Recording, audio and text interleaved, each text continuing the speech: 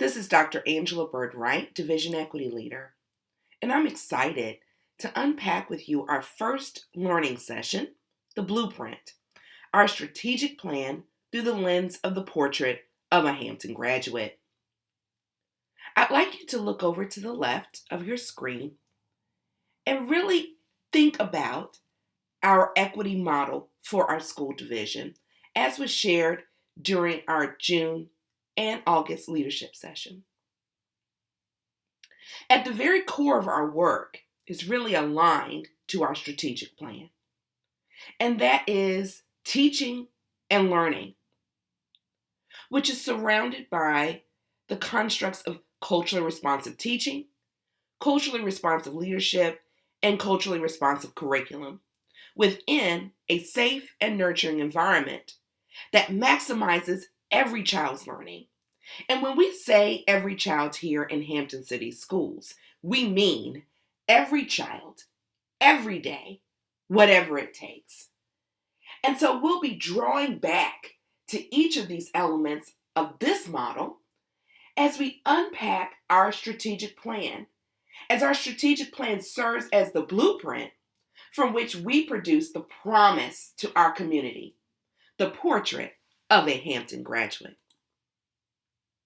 Phase 1 of our learning will encompass onboarding and pre-competence.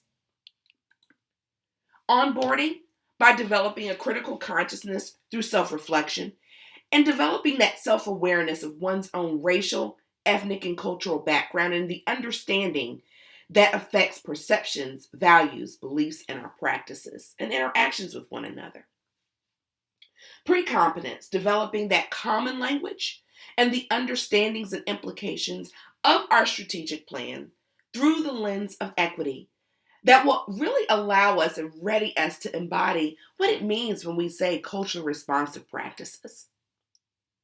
The impact of this phase is really designed to build and to bridge an understanding of how those key definitions or that common language such as equity, inequity, race, identity, education equity, racial equity, marginalization, critical consciousness, power, leverage, and influence are foundational to developing what's called critical competence. We will unpack that common language throughout phase 1. So for our first learning session, when we talk about the blueprint, this learning session will really help us to intentionally embody those action steps within the context of our respective roles and responsibilities, moving forward for the 2021 school year and beyond. Today, you'll be provided with the long-range action plan around our equity work or those professional learning outcomes, as well as our division's philosophy, understandings, and commitments, because the goal of our strategic plan really contextualizes the key priorities of our division while forcing us to examine whether our current structures or that systems approach that we use in our division are indicators for success through what's called access, opportunities, supports, and outcomes. So this learning session will set the tone for our subsequent learning sessions as we examine our strategic plan through the lens of the portrait of a Hampton graduate.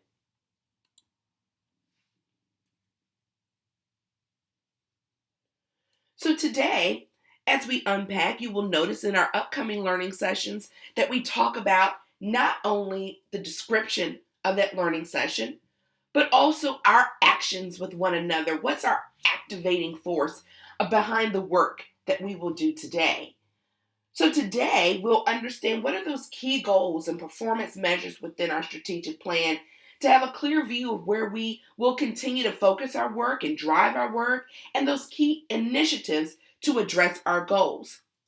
We will also identify, while doing so, those opportunity gaps and be able to have a conversation with our thinking partners or group, or if you're watching this on your own, just to reflect on your own about your commitment to advance equitable access, supports, opportunities, and outcomes for our students, staff, and the community.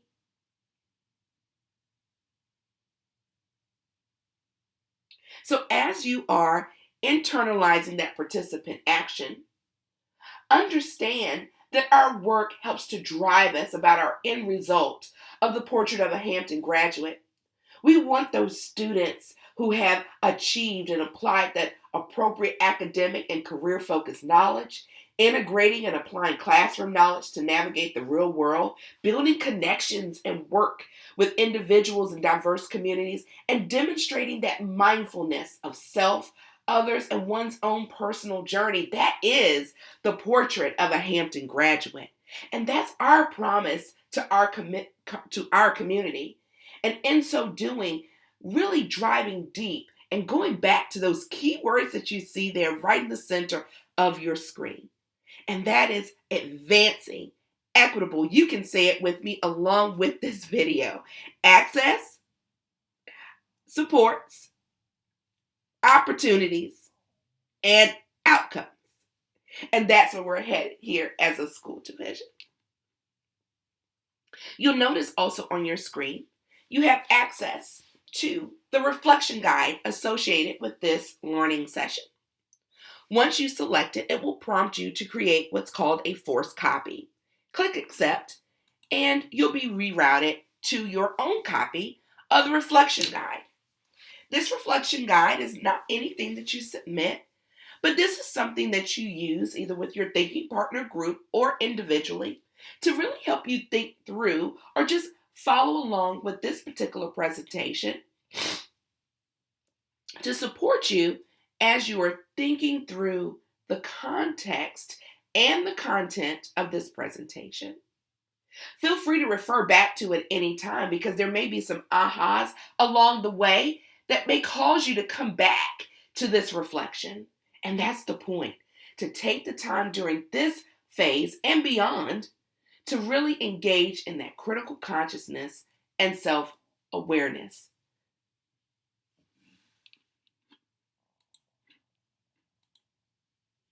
So we'll get started with that reflection right away.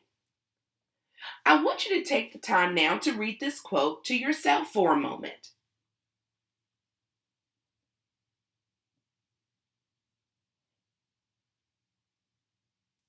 Now I want you to think about what resonated with you. And I want you to also note any keywords or phrases that really popped out for you. And as you do so, if you're doing this individually, then think about this and begin to record your thoughts about this particular quote. Equity is not solely something that you do. Equity is who you are. Equity is a reflection of the educator's humanity towards the students they serve. So as you think about this, it's very important to note, how is equity then a reflection of humanity?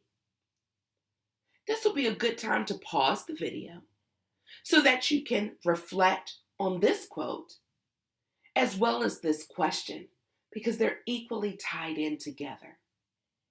I'll give you that moment.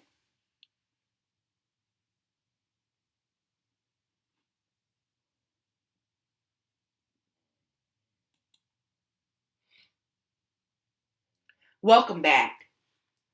I hope that you've had the opportunity to reflect now on this particular quote. And let's bring it back home to our work here in Hampton Schools. Because there should not be ever a perception that now, we're doing equity. It's time to do equity. Or it's time to do social emotional learning. Or it's time to do curriculum instruction and assessment. No, that's not where we are. We're really connecting this work, infusing this work intentionally, and really driving in even deeper to the work that we say every day. Think about our core values and mission within Hampton City Schools. What do we say? Every child, every day, whatever it takes. So when we talk about equity is not solely something that you do, equity is who you are, who we are. We say that as a division. And so we say that to our community. So all of our work, our systems, and our structures should embody that statement because that's who we say we are. And our children, the portrait of a Hampton graduate, the children that we work with, our students, each and every day, they are a reflection of who we are. Back to our core business of teaching and learning. That's who we work with every day. That's our mission every day. That's our purpose every day. Because being an educator certainly is not easy, but certainly what we pour into our children develops who they are. And that's whom we serve, our students and families. And so the work that we do is a reflection of humanity.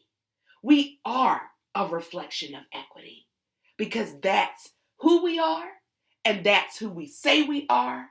And we're really going to dive deeper into this work. Each time we conduct a learning session together, we will also have a driver. So we have a description, our participant action to really know what we're going to be doing, but also what's the drive behind our work for our time together. In this instance, our driver is used to understand our goals of our division strategic plan and our promise to the community to produce graduates that are prepared for success in careers, lifelong learning, and life. This session will also soften the ground as a division as we intentionally impact equitable access, opportunities, supports, and outcomes for all of our young people here in Hampton Schools. As we engage in conversations through our sessions together, it's important that our time, our commitment, and interactions are honored and truly affirmed through authenticity. Because that's where the real hard work begins. Because some of our conversations will not be easy. Some of our conversations and learning sessions might be difficult. And that's when, as a team, we can lean on one another and depend on some particular norms to create safe, brave spaces as we engage in those discussions that may challenge our thinking and our habits of mind. So let's talk about our shared commitment to some brave spaces so that we can operate with a particular set of norms moving forward. So among the goals for our team is truly to create an intentional community of learners that grows through interaction, a constructive space to share, to disagree, and to work together, and a comfortable place to be uncomfortable. And that truly causes us to be vulnerable and authentic in our work and in our actions with one another as we dive deeper. So in order for us to create such a space, we've got to do our best to engage in one of the following, at least. Listening with intention, challenging ideas but not people, sharing our talking time, avoiding generalizations by using I statements, affirming one another, being honest and thoughtful, working through discomfort, being reflective, staying engaged, and speak your truth, understanding that your truth might be different from someone else's lived experience. But we can honor where you are and affirm where you are through authenticity and also being vulnerable with one another. Look at the graphic even there to the side. It's a continuum. Arms that are really leaning on and attached to one another. Because some of the conversation or thinking process will challenge.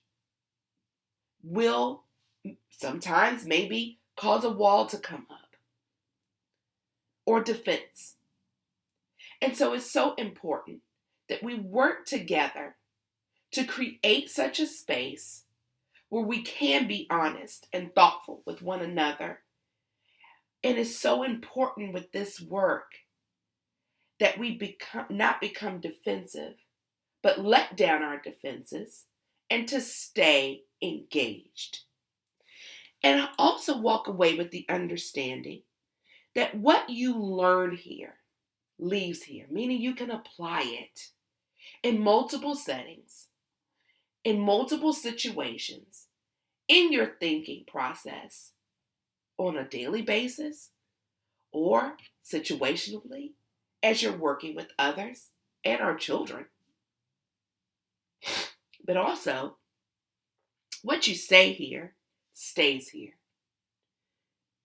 Meaning that we have that safe space for you to articulate how you may feel, your thinking, your processing, and that it stays in this safe space so that that true authenticity can continue to flow through our work.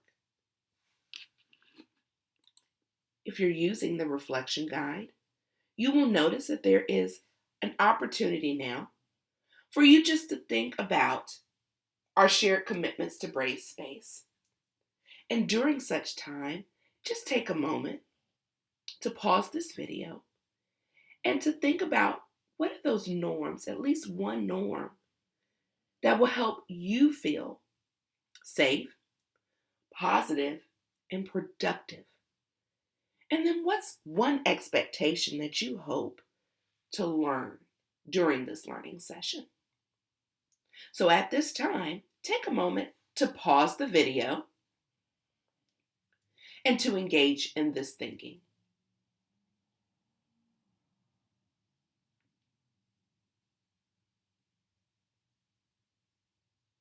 Welcome back. I hope that you've had the opportunity to think through those norms and expectations or centering yourself as we get ready to move even farther into our discussion today.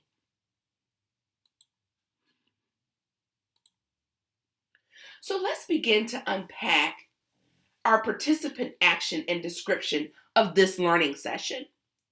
And let's talk about the 4 dimensions of our equity lens. You've heard it over and over by this time in the presentation, and that is access, opportunities, supports, and outcomes. The dimensions of our equity lens really provide a descriptive and conceptual understanding of what equity work requires of us and how we can think and act in the service of our students, especially those that are impacted by inequity and historically underserved and marginalized. When we operate from an equity lens, it allows us to create those optimal conditions that maximize our students' learning. If you think about that, maximizing our students' learning, that draws us right back to our strategic plan and equity model. The equity lens, though, at times can nudge and force us to unpack what is our current reality and reimagine it in such a way that is targeted and inclusive by prioritizing who may be farthest from that accessibility to opportunities through supports to maximize performance outcomes. So as we think about our work here in Hampton City Schools, we want to attack it. We want to really charge at it from that equity lens of access. Say it with me now. Say it like you mean it. Access, opportunities, supports, and outcomes. Our strategic focus model that you've seen on multiple occasions, the work for the upcoming 5 years is best understood with this visual model. That at the core of our work is maximizing every child's learning. And that is at the center of our work. And is surrounded by safe and nurturing environments and attracting the best and the brightest here to our school division and retaining that exceptional staff, and that the learning, the staff, and the environment receive that crucial support through enhancing our family and community engagement and having maintained effective, efficient, and innovative support systems. And all three of those inner circles are managed by fiscal resources efficiently and effectively. And as we begin the work of understanding the language of equity, which is very important in the context of our work and within our strategic focus model, we will use opportunity gap in comparison to achievement gap. When we think about the achievement gap, we use that terminology on a regular basis because it's a reference to that disparity, because we unpack data frequently here in our school division.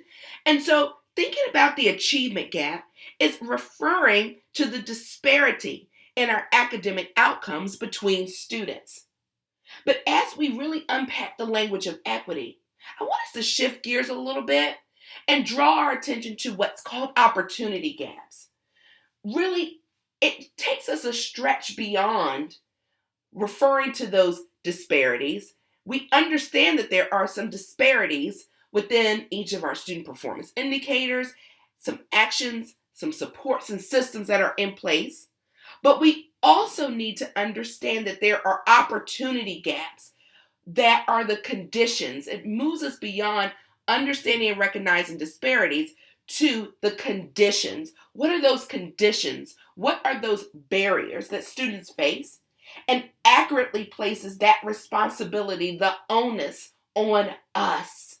Because as the adults that are responsible for the portraits of a Hampton graduate, for our young ones in pre-K, all the way through our 12th graders, our seniors, we are responsible as a collective, and no matter what role that you're in this division, to create systems and approaches that provide access for all of our students every day, whatever it takes. Because we want our students to not only survive, we want our students to thrive. And that's the work of our strategic model. So let's talk about it for a second. We often use the hashtag #WeAreHCS. We see it everywhere. If you were wearing your HCS t-shirt, it's probably on the back of that. If you're looking down at your HCS lanyard, it's on that. You've probably got a sticker somewhere from our wonderful public relations and marketing department, because they provide us with so many great things here in our division to boost our spirits and to really have that division and organizational, really having that spirit to really love on our school division. But let's take it beyond the hashtag for a minute. What does HCS mean to you? So what is hashtag #WeAreHCS? What does that mean? What does it mean for your role? Now think about your team, just expanding out. Think about almost like that, the equity model that we have. What does it mean to you at the core? Now, what does it mean for your role? Because your role impacts many every day. And then what does that mean for your team? What does that mean for the people that are surrounding you, that you interface and interact with on a regular basis? And because of that work, what does that mean for the students and families that I serve? Because our strategic focus model sets the foundation visually that at the core of our very work is maximizing every child's learning. And that our strategic focus is what undergirds, what sets the foundation for our work. And it's through this work that we represent Hampton City Schools. So just take for a moment to answer these 4 questions.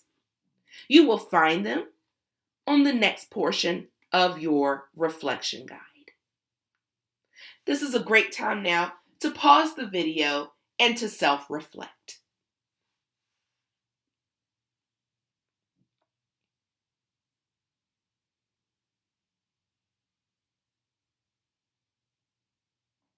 Welcome back. I truly do hope that you've had the opportunity, if you're on your own, to dive deep into these questions. Because when we talk about our role and what Hampton City Schools means to us, that informs our role, that informs the way we interact with our team, and then the work that we do in the service of our students and our families that we serve every single day. If you were with your thinking partner in group while viewing this video, then I hope that you also had the opportunity to engage in a productive and positive discussion about how either your various roles impact one another and also catalyze one another as you had some of your discussions today. Now, as we move forward, I'd like you to reflect and connect again. Because as you've made it real for yourself, your role in your team, and the service that you have to your students and families, here's our promise to the community. Because at any level in our division, our students should experience approaches to instruction that focus on those key skills of citizenship, creative thinking, communication, collaboration, and critical thinking, and wellness here in our school division, the 5 C's and a W for success. So take for a moment about how you plan to hold yourself accountable to producing the portrait of a Hampton graduate. This will be a good time to pause this video. Go back to your reflection guide. If you're with your thinking partner or small group, have a discussion around this question. How do we hold ourselves accountable to the portrait of a Hampton graduate? I'll give you this time now.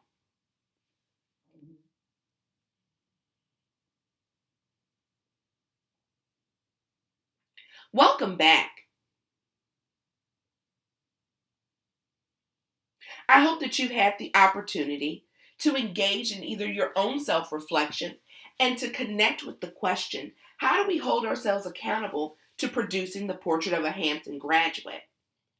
It's important to understand that our promise to the community is to produce graduates that are prepared for success and careers and lifelong learning. And life. Our collective outcome is that portrait of the Hampton graduate.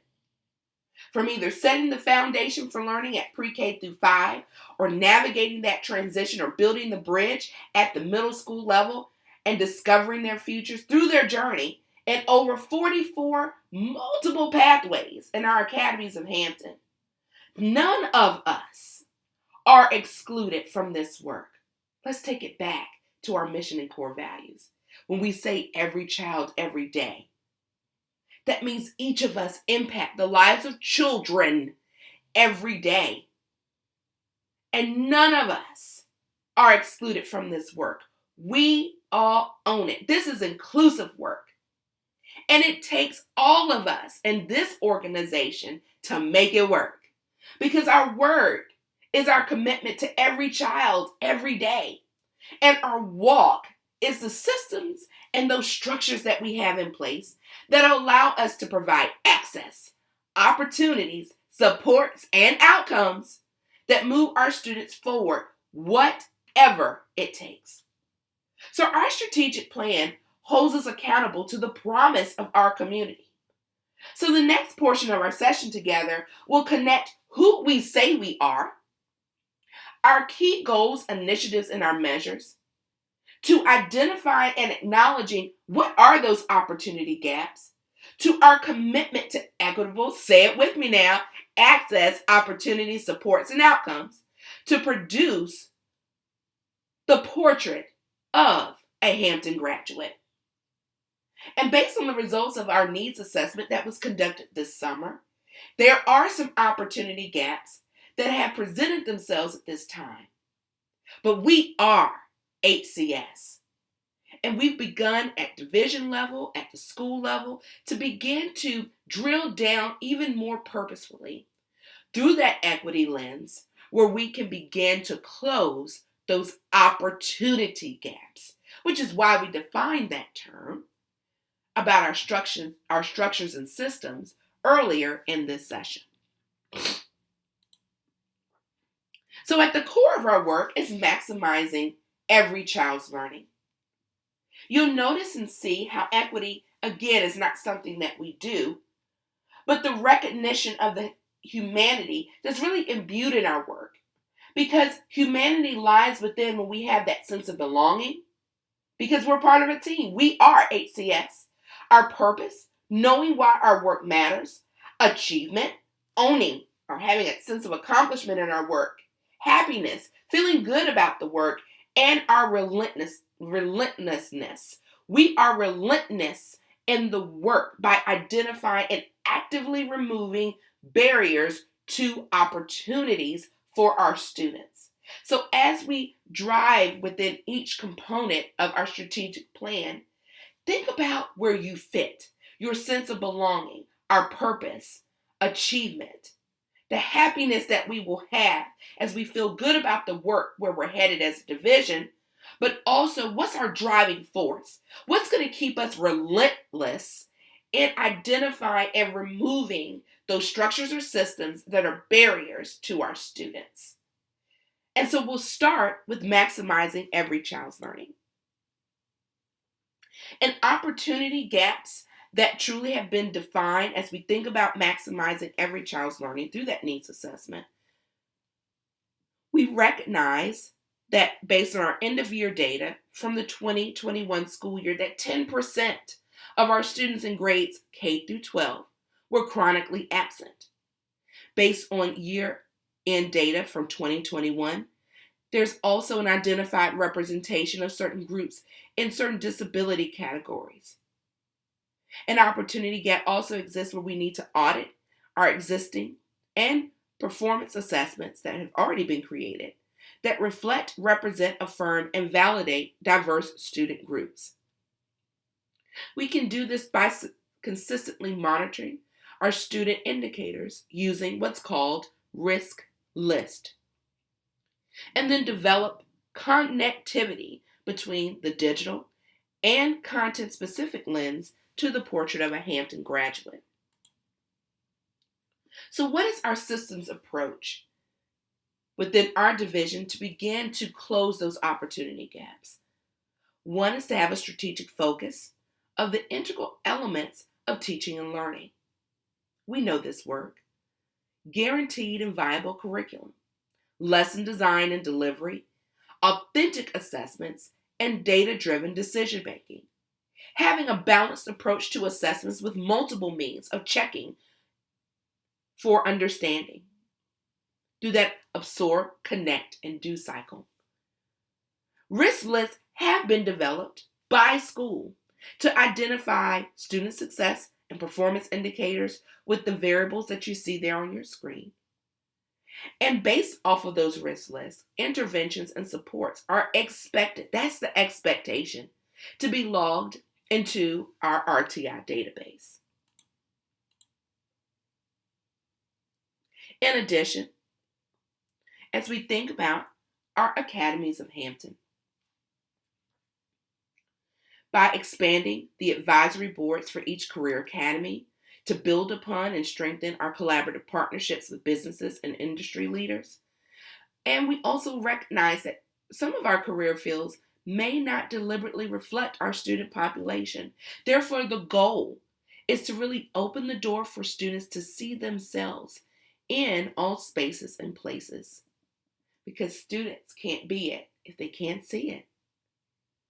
Engaging in the community-connected learning continuum and business partner integration processes that recruit, formalize, and sustain our partnerships. And then also having a formalized process with a full commitment to creating a sustainable model regarding work-based experience and models for our students. We do this through a systems approach, through small learning communities that empower our students, through college and career exposure, early college credits, industry certification, and authentic experiential learning experiences and opportunities at every level. Again, those multiple pathways with industry clusters of business and information technology and the like, and continuing to implement the student-driven, community-connected, work-based learning continuum. As you're viewing this presentation, you have the opportunity to select the green link here, which will reroute you to the community-connected, work-based learning continuum so that you can learn a little bit more about that. And then creating spaces for real, candid, and authentic conversations regarding inequities, and then leveraging those partnerships to create equitable access and opportunities for our students. When we think about creating a safe and nurturing environment, it's so very important that we engage in trauma-informed practices. We know as adults, March 13, 2020 truly changed our lives and our trajectory, personally and professionally. So we know our young people also are going to have to be responded to in the appropriate fashion, and that our language and our mindset must shift from the language of offenses to that of behavior incidences, and some former practices that were routine and admittedly discriminatory, shifting to a mindset and approach and response to behaviors that are essential to our process to address equitable access and outcomes for our students. In so doing, our systems approach begins with culture and climate. And to understand that yes, academics are certainly important because we want to maximize our children's learning. But it's very difficult to do that without having a safe and nurturing environment for our students. Just as important, because kids can't learn where they don't feel safe and nurtured, y'all. And so it's very important as we engage in this work and having a systems approach in this, that we use our data. So not only data academically, but using our climate survey to gather feedback about belonging, supportive relationships, and our overall learning environment. Also, through the Student Support Services team, having the implementation of the Tier 1 behavior rubric that's grounded in SEL that will be evident. Our climate and culture team will be engaging in what's called the Big Four SEL walkthroughs with administrative teams to ensure that best practices are in place and that CLT agendas are expected to include SEL and climate items for each meeting. It's an expectation for common language and modeling in our schools to include the 5 SEL competencies with processes and structures in place for students and our adults. I certainly invite you to select any of the green links that you see and see the great work of our climate and culture team, led by Heather Peterson, as well as Trina Hatcher and Dr. Kaysen, through that work of creating safe and nurturing environments. So as we think about attracting and developing and retaining exceptional staff, an opportunity gap was identified about our interviewing process and conducting professional learning with interviewers on how to approach the interview process to emphasize the appreciation and sensitivity towards candidates from diverse backgrounds. Our Mentor Lead program, led by Dr. Kimberly Richardson, will help our teachers to conduct follow-up to bridge and knowing of doing of the content that's been presented in learning conventions. And our induction program having a continual focus on equity, cultural competence, and social emotional competencies in induction and support experiences. So as we think about that systems approach, having an intentional, increased recruitment efforts at our universities with diverse student populations, frequent review and evaluation of our retention data, the training of human resources staff in the recognition of and the biases and interview questions that speak to equitable practices. Also, revisions of our job postings and descriptions to include verbiage pertaining to diversity and cultural competency, And then our 5-year induction program, again, where equity and cultural competence and SEL competencies through our professional learning are embedded throughout convention experiences that are linked to the expectations of the HCS portrait of an educator. So special thanks are extended to Robin Ruth, Dr. Kimberly Richardson, Suzanne Marcella, and Casey Futrell in the development and working together to identify what those opportunity gaps are and that systems approach as we attract, develop, and retain exceptional staff. So, an opportunity gap, when we think about maintaining effective, efficient, and innovative support systems by addressing the homework gap to help our students to continue to access instructional materials and resources in and outside of our classrooms. E-learning content and self-directed professional learning content that includes culture responsive practices modules and administrative accountability, having consistency across our schools to examine and disaggregate discipline, positive supports for data, and to respond to students' needs, and interventions before suspensions, reframing our student intervention process that's aligned to the comprehensive system of care by utilizing a tiered system of intervention and support. So our systems approach is to provide devices, including Wi-Fi devices, to all of our students in need.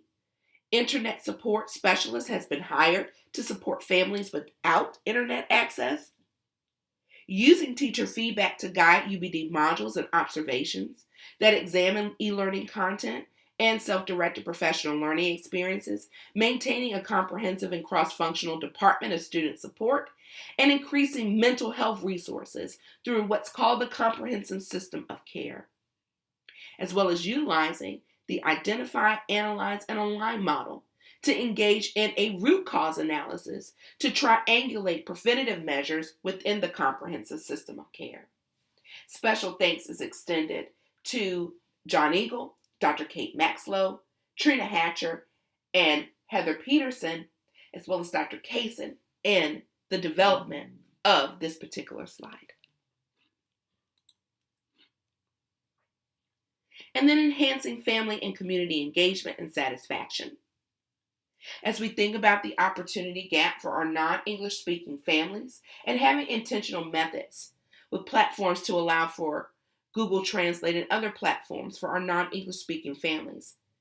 Having our Good News ambassadors to really have an intentional focus on our representation, affirmation, and validation of student populations and of our diverse population of our community. Intentionally studying and planning for equitable collaborations with families through our family engagement specialist work, and then community support systems of having a streamlined collaborative between multiple departments and to communicate with our community leaders and partners and organizations about our most urgent needs for our students and families. So what is our systems approach in this area? Our Customer Service Planning Committee has been established to develop a 3-year plan about customer service, our mission, our vision, and values tied to our strategic plan. A systems approach with our public relations, marketing, student support, and human resources to provide customer service and professional development to our frontline staff. Our promotional materials provide and promote diversity. Our student leaders and parent leaders are representative of our diverse families. Building and maintaining healthy and mutual beneficial relationships across multiple sectors, and our community priorities workshop that will continue to center on equitable access and supports for our students and families. Special thanks are extended to Kelly Gorel, Carolyn Bowers, Ann Bain, and Shonda Epps in the development of this content of this presentation. And then lastly, managing our fiscal resources effectively and efficiently. An opportunity gap was identified by budgeting by program will provide more specificity to targeted approaches to support and the resources and operations that lend to maximizing students' learning and creating safe, nurturing environments. and identify opportunity gaps within the current budget structure to better align expenses within program codes, which then allow users to quickly access where program dollars are going. So that systems approach will be an internal process in place to ensure that budget allocations are prioritized equitably. And also within the next 2 budget cycles, that the projected goal is to move to cost by program to determine if funding is helping to maximize learning based on data outcomes. So as you think through each component of our strategic plan, it really requires an ongoing or intentional focus on equity. So our work moving forward will ensure the elimination of the predictability of student outcomes based on race, gender, identity, zip code, ability, socioeconomic status, or languages spoken at home. This will be our definition for education equity that we will adopt here in our school division. So as we think about educational equity or education equity, our division, not only through our strategic plan, but also through its policies, philosophy, and understandings, has and will even more so explicitly reflect a commitment to education equity. At this time, I'm going to go through each of our commitment statements and what it means here for Hampton City Schools as we think through the lens of equity and really unpack our updated policy AD, philosophy of the Hampton School Division. If you were to come out of presentation mode, you will see that there are 3 distinct policies that explicitly reflect our commitment to education equity. Policy AD, the philosophy of Hampton City Schools, which has been revised as of our September 1st school board meeting. And you have the opportunity to engage in reading the updated policy detail and our core values. And I'll review those in just one moment. Our non-discrimination policy, where we're committed to non-discrimination with regard to race, color, religion, national origin, sex, sexual orientation, gender identity, age, disability, ancestry, marital status, pregnancy, childbirth, or related medical conditions, military status, genetic information, or other characteristic protected by law in our programs, activities, and employment practices, and providing equal access to the Boy Scouts and other designated youth groups. This commitment prevails in all of our policies and practices concerning our staff, our students, our educational programs and services, and individuals and entities with which the board does business and prohibits retaliation against any individuals who take action to assert the rights of parents, students, staff, and others to be free from discrimination. That's the commitment of our school division and as written within our policy. And the last policy tied to our commitments is equal opportunity employer, which speaks back and ties right back to the first 2. So you have the opportunity to again read through each of those components of those revised policies. So our school division is committed to ensuring equitable access, opportunities, supports, and outcomes for all of our students and our staff. And how do we do this? And as stated within Policy AD, by remaining steadfast in our dedication to the core of our work, which is maximizing every child's learning, creating safe and nurturing environments, led and sustained by exceptional and culturally competent staff, eliminating disproportionality and achievement gaps in student performance through a comprehensive support system of care and a guaranteed and viable curriculum. Establishing high-quality instructional learning opportunities and resources inclusive of culturally responsive practices that reflect, that validate, and affirm the diverse community in which we serve. Recognizing that students differ in their rate and manner of cognitive development and making provisions for individual differences in learning, rate, interest, and styles. We are committed to providing opportunities for student expression that take into account the many modes for expression and intelligence, divergence of thinking, and differences of opinion by providing students with the opportunities and resources that they need to be successful here in our division, and ensuring equity of opportunity and equity of access to our programs, professional development, and learning and services by managing our fiscal resources effectively and efficiently. You now have the opportunity to access our equity philosophy, understandings, and commitments that are aligned to these policies within our school division.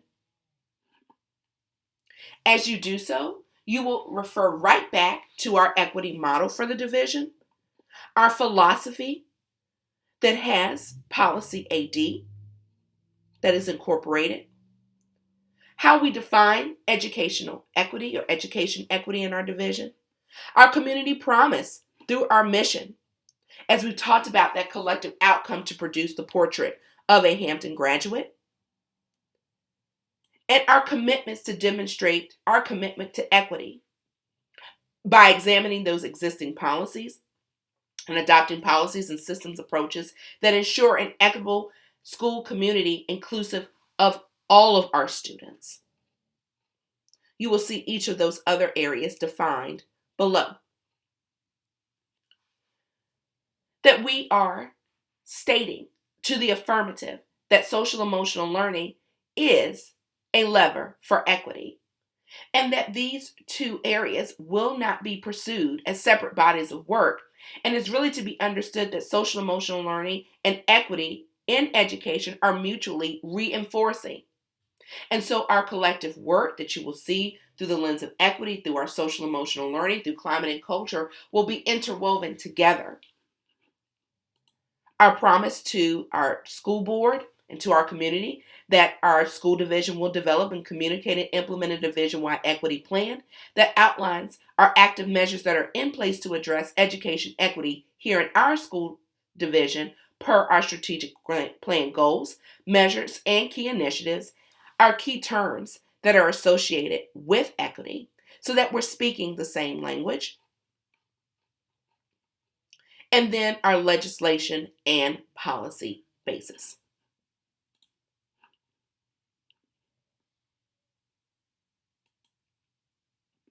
So to unpack, as we just talked about, a division plan, to really understand what it means at multiple levels here in our school division as we talk about our professional learning outcomes for this school year.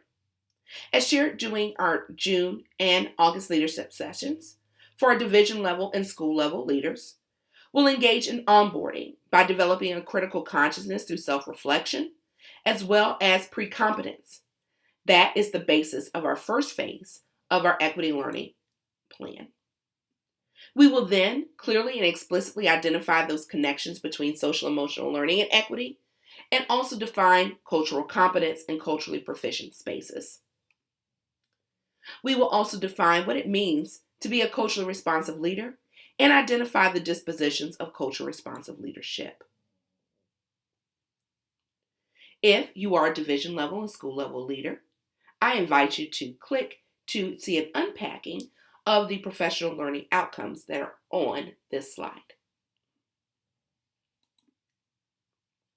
Our division level and school level leaders, those learning sessions will take place each month during our principal and assistant principals meetings.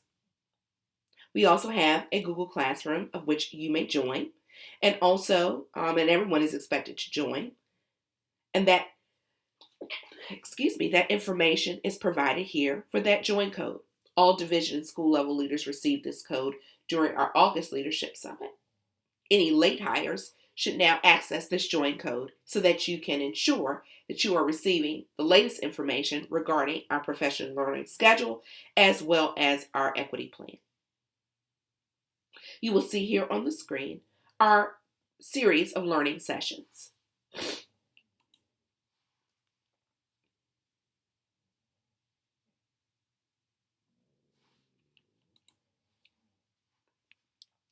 As for our curriculum instruction and assessment team, our professional learning outcomes are as follows. Having that parallel track with our division and school level leaders, but you'll also see how we are going to unpack defining culturally responsive pedagogy and teaching, and then engaging in a curriculum audit. Our curriculum audit will be used to determine areas of opportunity, so you see that word, opportunity gaps, and then to tighten our best practices and where our curriculum and instructional resources that are created, designed, and enhanced that are diverse, inclusive, and affirmative, and culture responsive, to ensure that guaranteed and viable curriculum that embeds culture responsive techniques and strategies that our instructional staff can begin to implement with confidence and fidelity as we begin the 22-23 school year. Please understand that our meaningful professional development and learning related to culture responsive and inclusive educational practices is in accordance with Senate Bill 1196 and House Bill 1904, and our recommendations as an outgrowth of the Culturally Relevant and Inclusive Education Practices Advisory Committee. Please also understand that our work is aligned with Navigating Ed Equity VA and Virginia Learns, and the standards that are set forth by the Virginia Board of Education.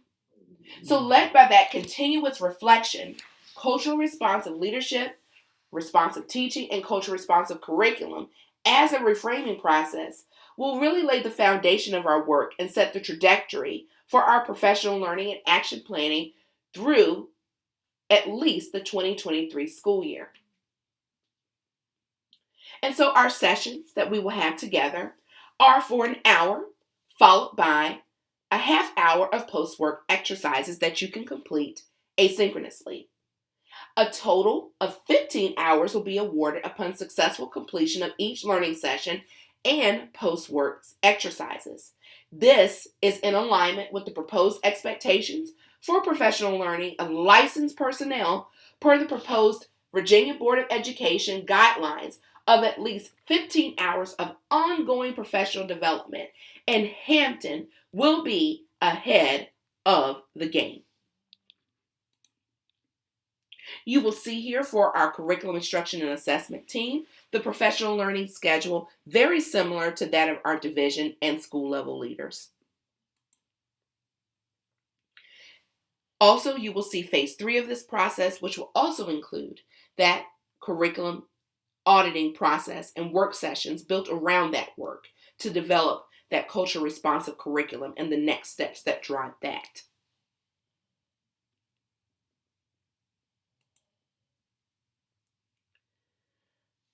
So, take a moment to think now, to reflect and connect.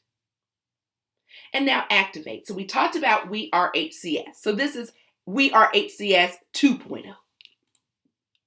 So as we think back to our strategic model for equity, and as you begin to develop your action steps for yourself, for your team, and sharpening your equity lens, here are some questions just to think about in your ongoing discussions.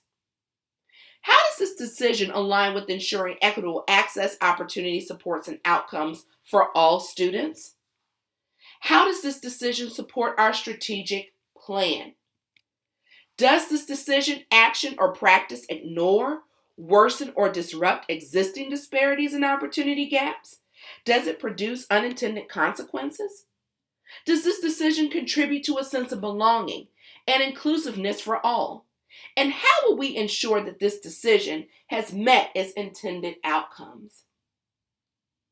For our division and school level staff, you may stop the video at this time, as the work moving onward will be for our CIA team as we are engaged in a book study around culture responsive teaching and the brain.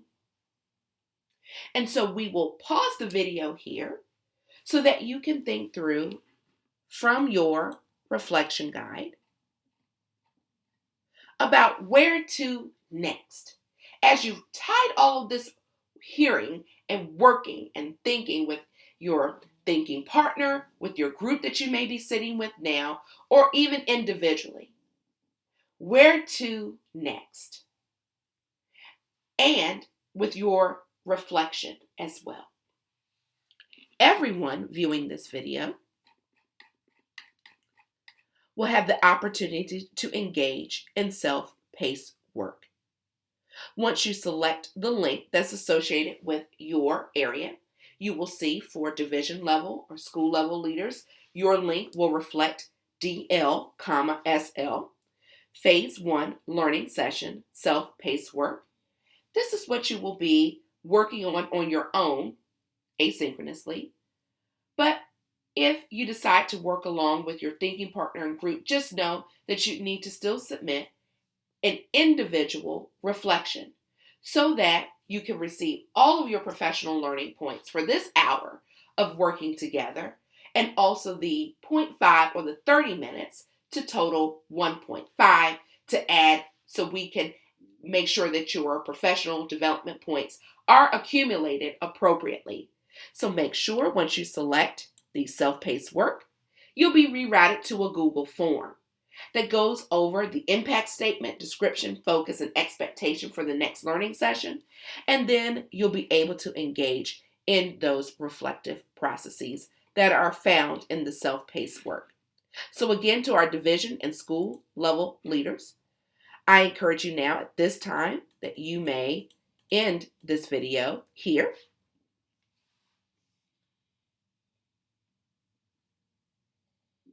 So to our CIA team, as we move forward, we will be engaged in a book study that speaks to the work of our professional learning for equity.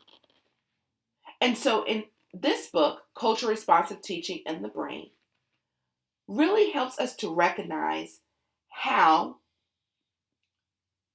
our culture responsive practices impact the work and learning of our students. I want to take us back as we look at this particular statement about dependent learners cannot become independent learners by their sheer willpower. It's not just a matter of grit or mindset. Though grit and mindset are necessary, but not sufficient by themselves. We have to develop dependent students, develop new cognitive skills and habits of mind that will actually increase their brain power. So take a moment with your team or thinking partner or just on your own. How do you think culture responsive practices fit with your own personal equity journey? Now would be a good time to pause the video to reflect.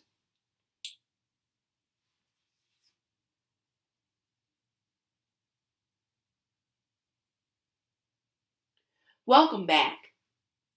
An important note to make as you read this particular passage, which was found on page 15 of the book study, as educators and as our work as support to teachers and administrators, that we recognize that there are structures in place that maintain achievement gaps. And Hammond writes this in her book on page 14 of the text. When we don't teach advanced cognitive skills to students that we label as disadvantaged because of their language, gender, race, or socioeconomic status.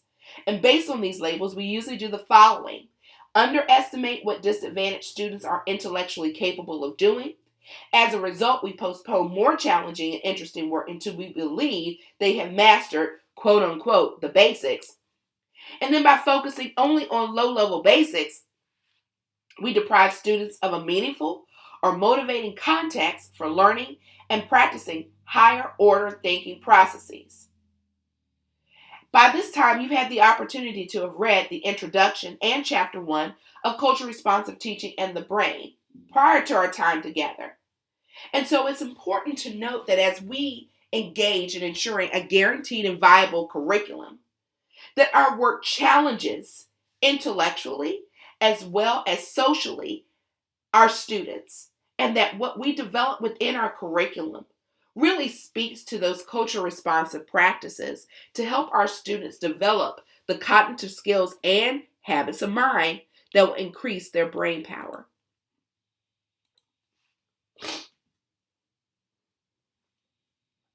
So students with increased brain power can accelerate their own learning, meaning they know how to learn new content and improve their weakest skills on their own. Here, what you see before you is called the Ready for Rigor framework. The Ready for Rigor framework has been introduced by Hammond that can help us to learn how to support instructional staff in engaging in instructional practices where feedback, affirmation, and validation are the norm. And so, as you can see here on your screen, own your own. Not on your own, but own your own. You'll see that statement come back frequently as we engage in our book study together. Because phase 1 of our professional learning action plan really coincides with the purpose of the Ready for Rigor framework, as you can see in the top left quadrant of awareness. As we process through each phase of our equity plan, it's important to note that awareness is where we begin, because developing our awareness is having the ability to learn from and relate respectfully with people of our own culture as well as those from other cultures.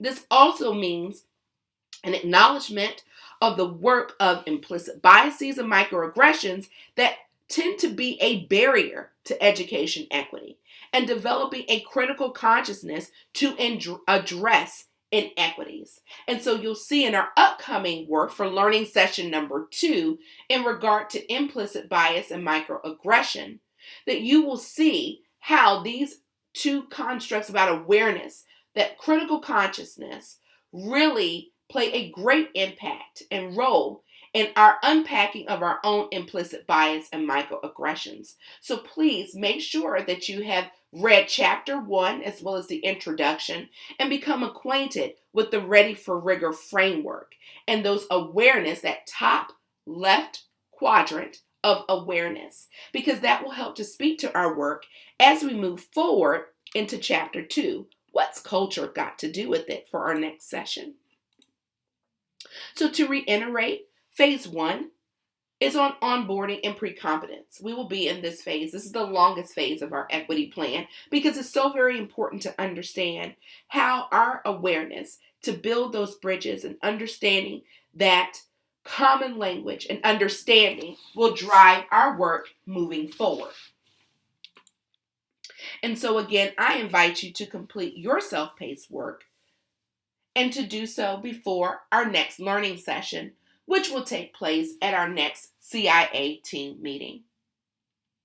I'd like to thank each and every one of you for your time, your energy, and engagement and interaction today, even though we're doing this asynchronously. I hope that you've had the opportunity during this learning session to really engage in your own self-reflection and self-awareness, because we'll need that as we have that commitment to brave space in our work, to really engage in each of these descriptions of this phase by understanding the strategic plan goals through the lens and portrait of a Hampton graduate, and as we move forward in our work, because our work is driven by teaching and learning, our core business, understanding that each of the constructs of culture responsive leadership, learning, and curriculum and teaching take place within a safe and nurturing environment where we maximize every child's learning. Every child's learning. Every child's learning. Every day. Whatever it takes. Thank you so much for your time.